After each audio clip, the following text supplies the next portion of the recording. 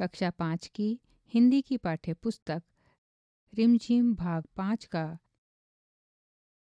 11वां पाठ, चावल की रोटियां, पृष्ठ 83 से 92 तक। पृष्ठ संख्या 83। चावल की रोटियां। आलेख पी ओंग खिन,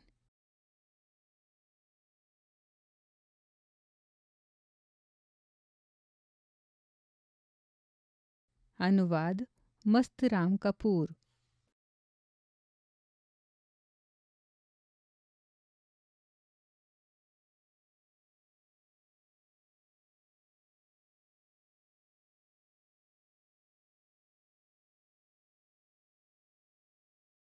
कोको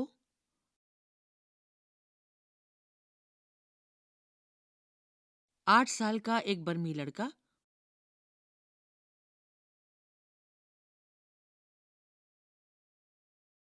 कुछ मोटा।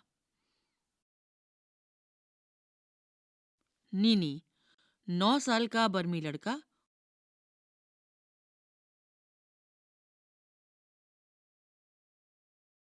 कोको का दोस्त।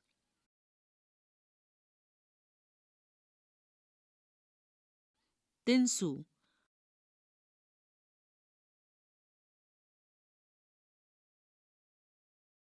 8 साल का बर्मी लड़का कोको का दोस्त। मिमी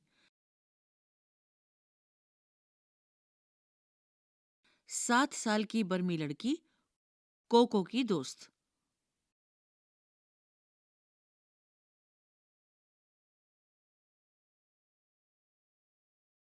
उबातुन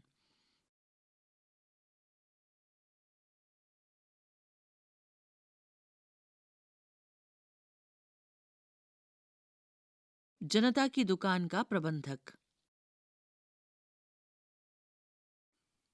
इसका अभिनय कोई लंबे कद का लड़का नकली मूछें और चश्मा लगाकर कर सकता है। एक सादा कमरा, दीवारों पर बांस की चटाइयां, एक दीवार के सहारे रखी अलमारी, अलमारी के ऊपर एक रेडियो, चाय की केतली, कुछ कप और खाली गुलाबी फूलदान रखा है। कमरे के बीच फर्श पर एक चटाई बिछी है, जिसके ऊपर कम ऊंचाई वाली गोल मेज रखी है। 2 दरवाजे, एक दरवाजा पीछे की ओर खुलता है और दूसरा एक किनारे की ओर। पंछियों के चहचहाने के साथ साथ पर्दा उठता है। दूर कहीं मुर्गा बांग देता है। कुत्ता भौंकता है। कहीं प्रार्थना की घंटियां बजती हैं। कोको आता है, जम्हाई लेकर अपने को सीधा करता है।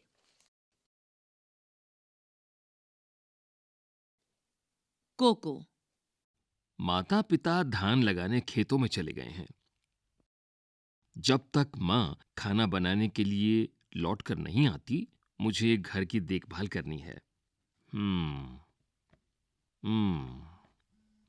हम्म देखता हूं माँ ने नाश्ते में मेरे लिए क्या बनाकर रखा है। पृष्ठ संख्या 84। आहा, मजा आ गया। चावल की रोटियां, मेरी मनपसंद चीज। वो पेट मलता हुआ रोटियों को मेज पर रखता है और बैठ जाता है। आज तो डट कर नाश्ता होगा। वह एक रोटी उठाकर मुंह में डालता है, तभी कोई दरवाजे पर दस्तक देता है। नीनी कोको, ए कोको, दरवाजा खोलो, मैं हूं नीनी। Cocoa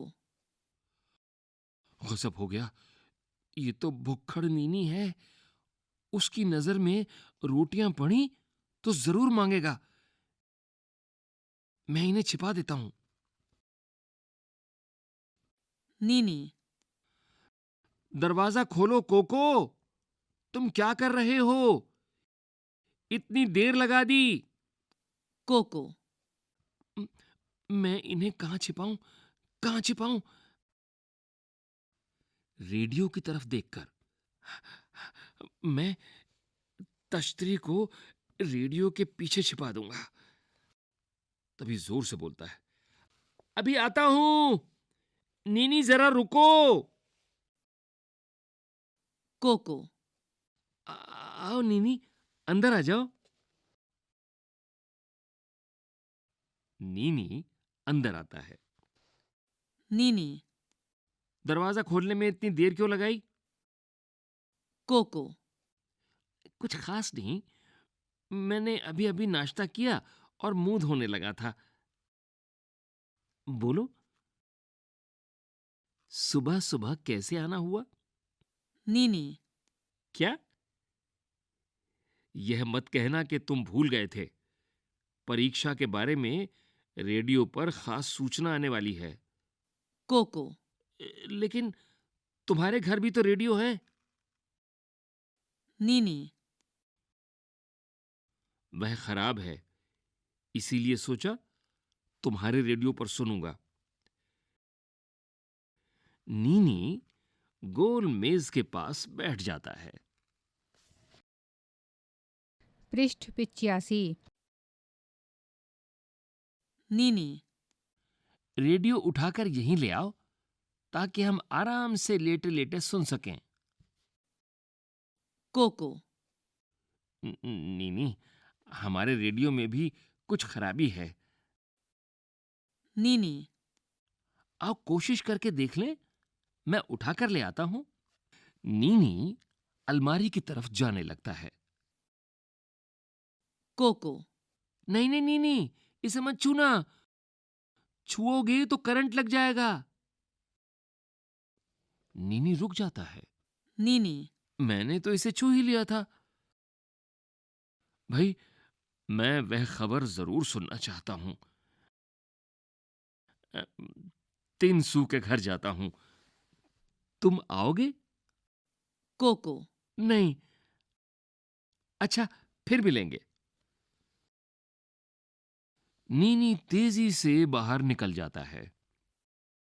cocoa. गहरी सांस लेकर, बाल बाल बचे, अब चलकर नाश्ता किया जाए। मेरे पेट में चूहे दौड़ने लगे हैं। कोको तश्तरी उठाकर मेज के पास आता है। एक रोटी उठाकर खाने लगता है। तभी दरवाजे पर दस्तक सुनाई देती है। कोको। तश्तरी नीचे रखकर, जाने अब कौन आ टपका। मिमी। कोको, दरवाजा खोलो, मैं हूं मिमी। कोको। ये तो मिमी है। उसे चावल की रोटियां मेरी तरह ही बहुत अच्छी लगती हैं और वह हमेशा भूखी होती है। मुझे रोटियां छिपा देनी चाहिए, लेकिन कहां? वह तो कुछ खाने की चीज ढूंढने के लिए सारे कमरे की तलाशी लेगी। मिमी फिर दरवाजा खटखटाकर, कोको, दरवाजा खोलो ना, इतनी देर क्यों लगा रहे हो? पृष्ठ 86। कोको। कहां छिपाऊं, कहां छिपाऊं? कमरे के चारों तरफ देखकर, ठीक इस फूलदान के अंदर छिपा दूं। कोको फूलदान में तश्तरी रखकर दरवाजा खोलता है। मिमी कागज में लिपटा बंडल उठाए कमरे में आती है। मिमी, दरवाजा खोलने में इतनी देर क्यों कर दी? कोको। मैंने अभी अभी नाश्ता किया था और मुंह धोने लगा था। आओ बैठो। कोको और मिमी मेज के इर्द गिर्द बैठते हैं। मिमी, मुझे अभी अभी तुम्हारे माता पिता मिले। तुम्हारी माताजी ने कहा कि तुम्हारे लिए चावल की कुछ रोटियां रखी हैं। मैंने सोचा। कोको। चावल की रोटियां? हाँ थी तो, लेकिन मैंने सब खा ली। मिमी। एक भी नहीं बची?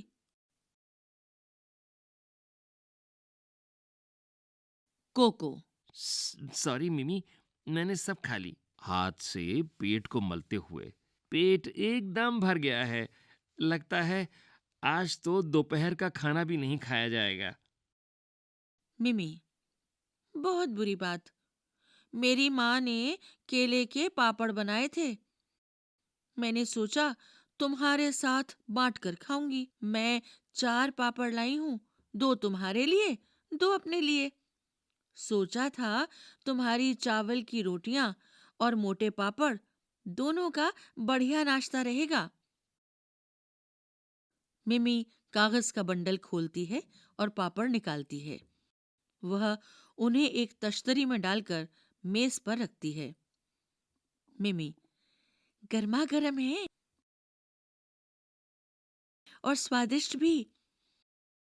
तुम्हारी भी क्या बदकिस्मती है कि तुम्हारा पेट बिल्कुल भरा हुआ है और तुम कुछ भी नहीं खा सकते। कोको। पापड़ देखकर होंठों पर जीभ फेरकर स्वगत। मैंने बड़ी गलती की जो उसे बताया कि मेरा पेट भरा हुआ है। लेकिन मैं समझता हूं कि वह चारों पापड़ तो खा नहीं सकती। शायद 2 मेरे लिए छोड़ जाए। मिमी एक पापड़ उठाकर, क्या इन्हें निगलने के लिए चाय है? पृष्ठ 87। कोको। हाँ हाँ हाँ, अलमारी पर है, मैं ले आता हूं। कोको चाय की केतली और 2 कप उठा लाता है। मिमी 1 कप में चाय डालती है। मिमी। तुम तो चाय पियोगे नहीं, पेट भरा होगा। कोको। स्वगत। मेरा पेट भूख से गुड़-गुड़ कर रहा है। भगवान करे मिमी को ये गुड़-गुड़ ना सुनाई दे। मिमी। पापड़ खाते हुए। यह कैसी आवाज है? कोको। आवाज? कैसी आवाज? मिमी। हल्की सी गड़गड़ाने की आवाज। यह फिर हुई? सुना तुमने? कोको। ये हमारे घर में चूहा घुस आया है। वही यह आवाज करता है। दरवाजे पर दस्तक। कोको। कौन? तिनसु। मैं हूं, तिनसु। कोको उठने लगता है। मिमी। तुम बैठे रहो, आराम करो। तुम्हारा पेट बहुत भरा हुआ है। मैं खोलती हूँ। मिमी दरवाजा खोलती है। तिनसु गेंदे के फूलों का गुच्छा लिए आता है। तिनसु। आहा, मिमी भी यहाँ है। मिमी। आओ तिनसु। तिनसु। मेज के पास जाकर। हेलो कोको, क्या बात है? तुम्हारी तबीयत ठीक नहीं है क्या? कोको। हेलो तिनसु। मिमी और तिनसु मेज के पास बैठते हैं। पृष्ठ 88।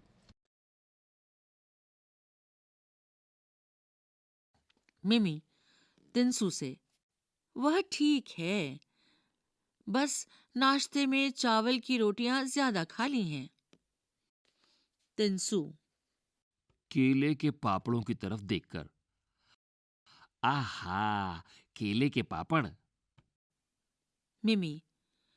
मैं कोको के लिए भी लाई थी, लेकिन चूंकि उसका पेट एकदम भरा हुआ है, तुम इन्हें खत्म करने में मेरी मदद करो।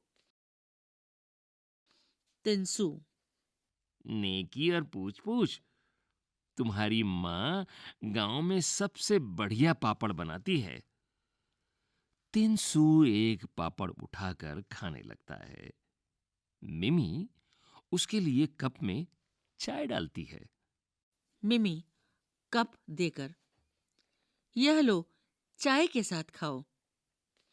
तिनसु चाय की चुस्की लेकर होठों पर जीभ फिराकर, बहुत बढ़िया चाय है, मेरी खुशकिस्मती जो इस वक्त यहां आ गया। कोको स्वगत, तुम्हारी खुशकिस्मती और मेरी बदकिस्मती। मिमी और तिनसु एक एक पापड़ खा लेते हैं और मिमी दूसरा उठाती है। मिमी, यह लो तिनसु, एक और खाओ। तिनसु नहीं, मेरे लिए तो एक ही काफी है। मिमी, आधा तो ले लो, दूसरा आधा मैं खा लूंगी। एक कोको के लिए रहा, शाम को खा लेगा। तिनसु तुम जोर डालती हो तो मैं ले लेता हूँ। कोको स्वगत, चलो, एक तो मेरे लिए छोड़ रहे हैं, मैं भूख से मरा जा रहा हूँ। तिनसु ये आवाज कैसी है? मिमी, यहाँ एक बड़ा चूहा घुस आया है। कोको कहता है वही यह आवाज करता है। तिनसु ऐसा लगता है किसी का पेट भूख से गुड़गुड़ा रहा है। तिनसु और मिमी पापड़ खत्म करते हैं। मिमी, अच्छा, ये फूल कैसे हैं? तिनसु ओहो, मैं तो भूल ही गया था। मेरी माँ ने कहा है कि कोको की माँ ने कल दुकान से एक फूलदान खरीदा था।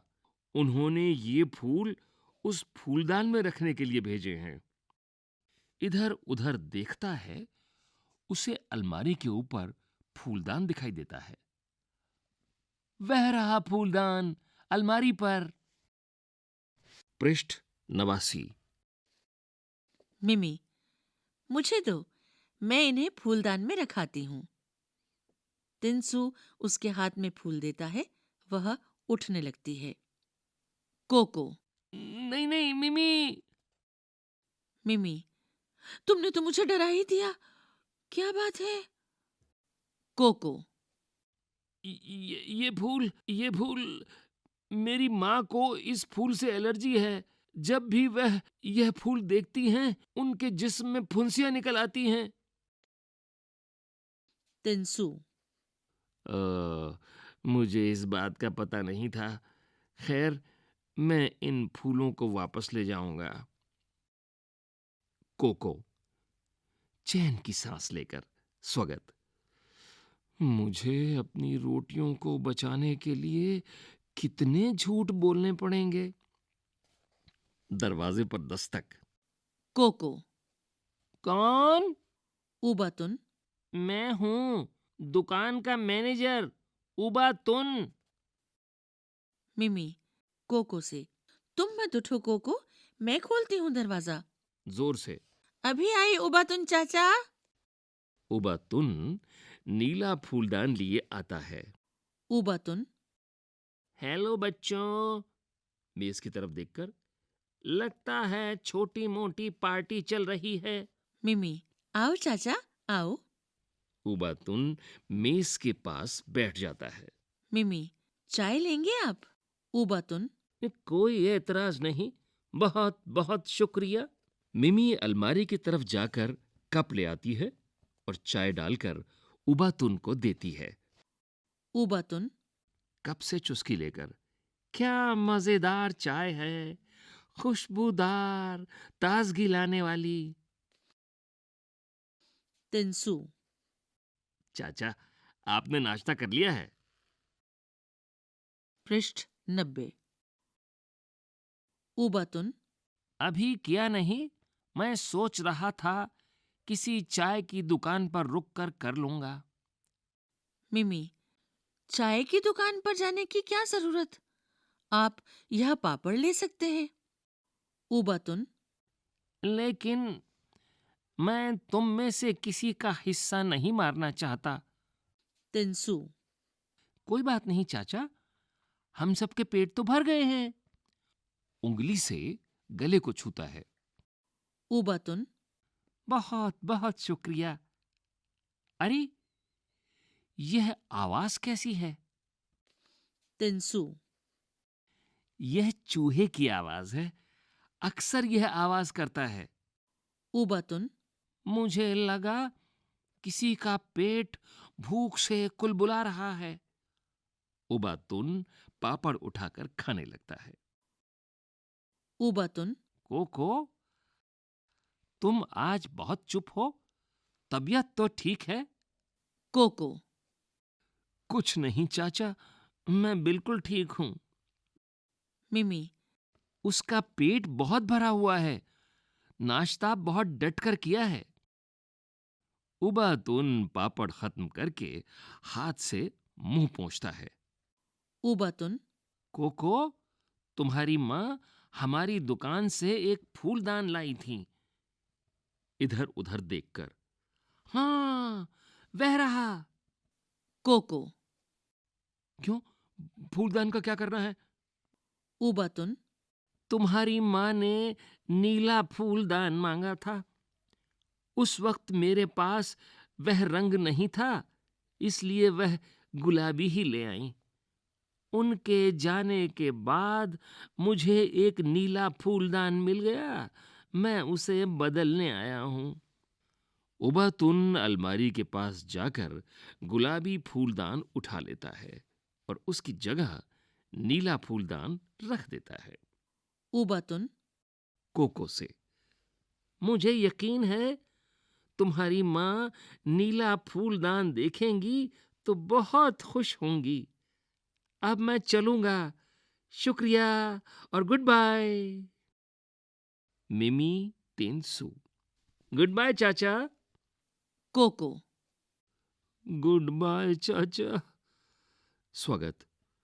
और गुड बाय मेरी चावल की रोटियों। पृष्ठ 91। अभ्यास। मंच और मंचन। एक सादा कमरा, दीवारों पर बांस की चटाइयां,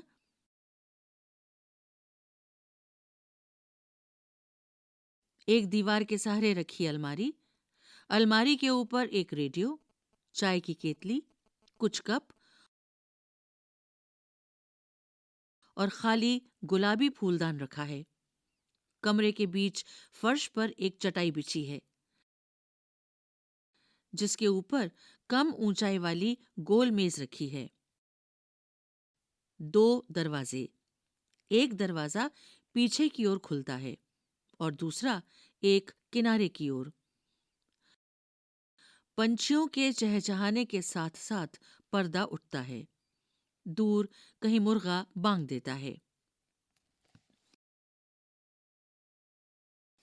इन पंक्तियों में कोको के घर के एक कमरे का वर्णन किया गया है। दरअसल नाटक के लिए मंच सज्जा कैसी हो, यह निर्देश उसके लिए है। तुम इस वर्णन को सुनकर उस मंच का एक चित्र बनाओ जो ठीक वैसा ही होना चाहिए जैसा कि बताया गया है। नाटक की बात। 1. नाटक में हिस्सा लेने वालों को पात्र कहते हैं। जिन पात्रों की भूमिका महत्वपूर्ण होती है उन्हें मुख्य पात्र, और जिनकी भूमिका ज्यादा महत्वपूर्ण नहीं होती है उन्हें गौण पात्र कहते हैं। बताओ इस नाटक में कौन कौन मुख्य और गौण पात्र कौन हैं?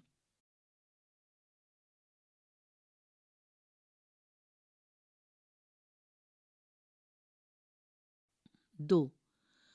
पात्रों को जो बात बोलनी होती है उसे संवाद कहते हैं। क्या तुम किसी एक परिस्थिति के लिए संवाद लिख सकती हो? इसके लिए तुम टोलियों में भी काम कर सकती हो। उदाहरण के लिए खो खो या कबड्डी जैसा कोई खेल खेलते समय दूसरे दल के खिलाड़ियों से बहस। 3. क्या आपने कभी कोई चीज या बात दूसरों से छिपाई है या छिपाने की कोशिश की है? उस समय क्या-क्या हुआ था? 4. कहते हैं, एक झूठ बोलने के लिए 100 झूठ बोलने पड़ते हैं। क्या तुम्हें कहानी पढ़कर ऐसा लगता है? कहानी की मदद से इस बात को समझाओ। पृष्ठ 92। एक चावल, कई कई रूप। 1. कोको की माँ ने उसके लिए चावल की रोटियां बनाकर रखी थीं। भारत के विभिन्न प्रांतों में चावल अलग-अलग तरीके से इस्तेमाल किया जाता है। भोजन के हिस्से के रूप में भी और नमकीन और मीठे पकवान के रूप में भी। तुम्हारे प्रांत में चावल का इस्तेमाल कैसे होता है? घर में बातचीत करके पता करो और एक तालिका बनाओ।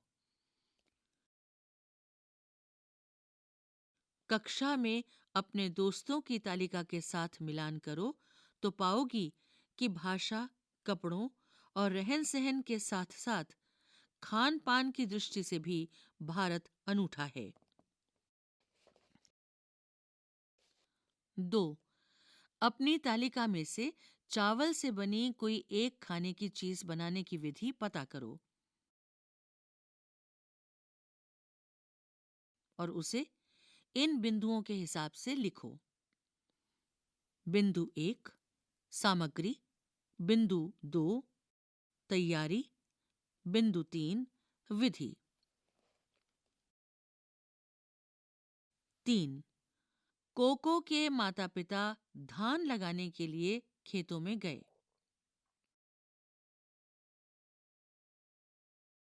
कोको की माँ ने उसके लिए चावल की रोटियां बनाई। एक ही चीज के विभिन्न रूपों के अलग-अलग नाम हो सकते हैं। यहाँ ऐसे ही कुछ शब्द हैं, उनमें अंतर बताओ। 1. चावल, धान, भात, मुरमुरा, चिवड़ा। 2. साबुत दाल, धुली दाल, छिलका दाल। 3. गेहूं, दलिया, आटा, मैदा, सूजी। कोको की माँ ने कल दुकान से एक फूलदान खरीदा था। इस वाक्य में जिन शब्दों पर जोर दिया गया है, वे वाक्य में शब्दों का आपस में संबंध बताते हैं। आगे एक मजेदार किताब अनारको के 8 दिन का एक अंश दिया गया है।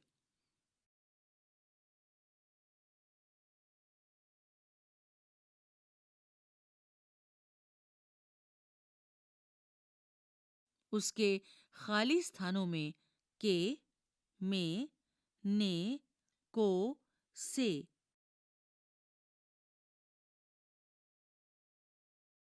अनारको एक लड़की है।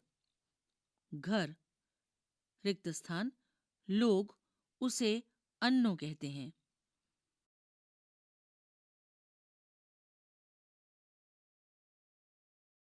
अन्नो नाम छोटा जो है, सो उस रिक्त स्थान हुक्म चलाना आसान होता है। अन्नो पानी ले आ, अन्नो धूप में मत जाना, अन्नो बाहर अंधेरा है, कहीं मत जा, बारिश रिक्त स्थान भीगना मत अन्नो। और कोई बाहर रिक्त स्थान घर में आए तो घर वाले कहेंगे ये हमारी अनारको है। प्यार से हम इसे अन्नो कहते हैं। प्यार, रिक्त स्थान।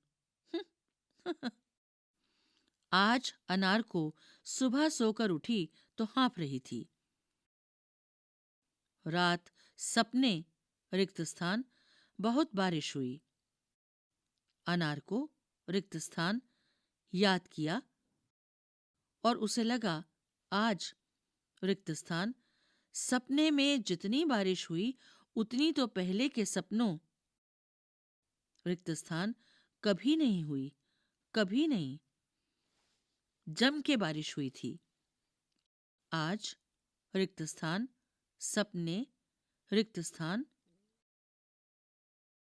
और जमकर उसमें भीगी थी अनार को। खूब उछली थी, कूदी थी, चारों तरफ पानी छिटकाया था और खूब खूब भीगी थी।